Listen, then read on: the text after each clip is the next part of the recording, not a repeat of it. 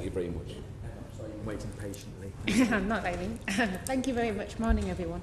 I think most people here, everyone here would agree that FE needs more money, and so do sixth form colleges. So I'm just going to park that for a moment and go back to a comment you made just before, Alison, which was about when you were asked by my colleague Lucy about pupil premium. You said, yes, as part of a package of measures. I'd like to explore what other package of measures you would be interested in as more of a longer term plan for funding FE and sixth form colleges, because as I say, we're taking as go that you need more money generally in the sector, but what are the other sort of things? Okay, so the AOC has asked for a more modest increase to the rate of 5% for the next 5 years as a stopgap initiative. That would be an extra £200 per student. It doesn't get close enough, but it's a stopgap initiative. In addition to that, the pupil premium.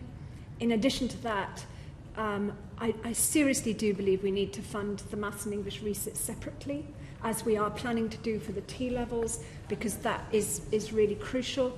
And in addition to that, the cost rises for the increase in teacher pension scheme, which we don't have any choice, we have to pay that. So the cost rises, national insurance, pensions and pay awards need to be funded separately. Otherwise, we just keep going back down to the same problem.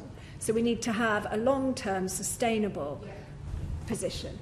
Yeah, and what do you think, other than, as I say, increasing the rate, which we all agree with, what, in terms of a longer-term plan, what do you think we should be looking at? So, as Alison said, she's included covering teacher pay increases, funding Maths English separately. What do you think? I mean, I completely agree with what Alison's saying, and as I said, we're going to look at how FE should be funded, how education should look with our members later on next week, which I will write back to the committee about. I think there needs to be, we say we invest in students and we invest in the students of the future because they're here to, basically they're the future of this country, and I think that investment needs to be there. So it is about the whole of education for me, as I've mentioned before, not just in the curriculum. And James, I'd like to hear your points, but also no one's mentioned so far about the difference in funding post-18 to 19. Would that be something as a longer term that you'd want to look at? Because this difference that you have when suddenly you've got to stay an extra year, which I did in my sixth form, you don't get as much funding. So is that something, instead of thinking more of a longer term, as I say, just parking the increase in rate for the moment? Well, I think it kind of relates to the rate in that, just fundamentally, you know, is it right that an 18-year-old receives less money than a 16 or a 17-year-old or a third-year student? And I think the answer to that's got to be no.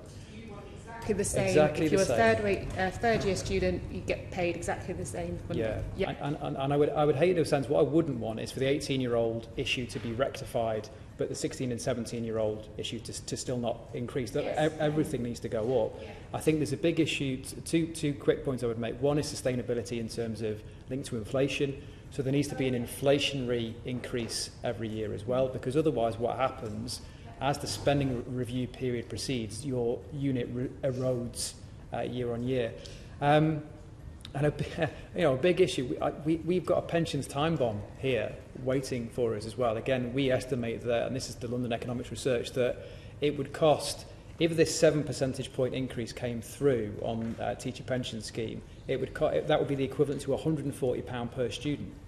So if a kind of a £200 increase was announced in the spending review next year, 140 of that would be swallowed up by increased teacher pay contributions, which means that again over a 10-year period you've had £60 more in 10 years.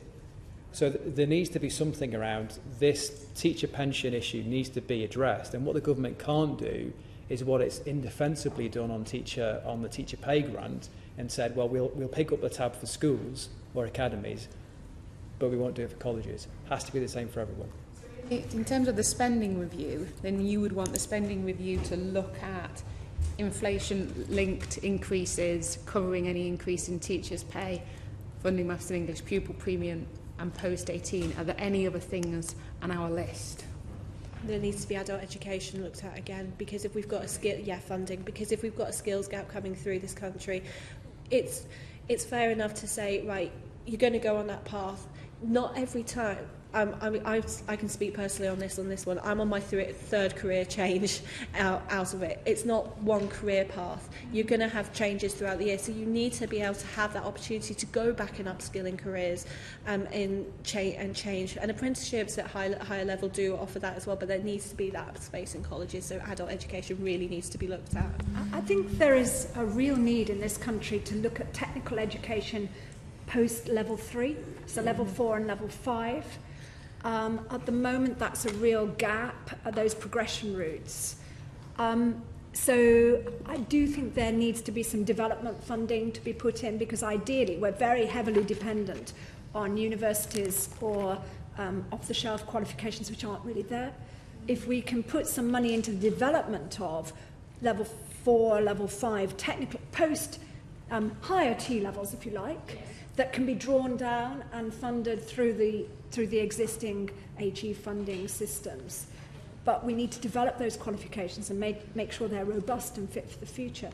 If we had that, which wouldn't be a huge amount of funding, I don't think, that would really fit this country up for the future. Make a much clearer pipeline, I would have thought, right through. Yeah, very interesting.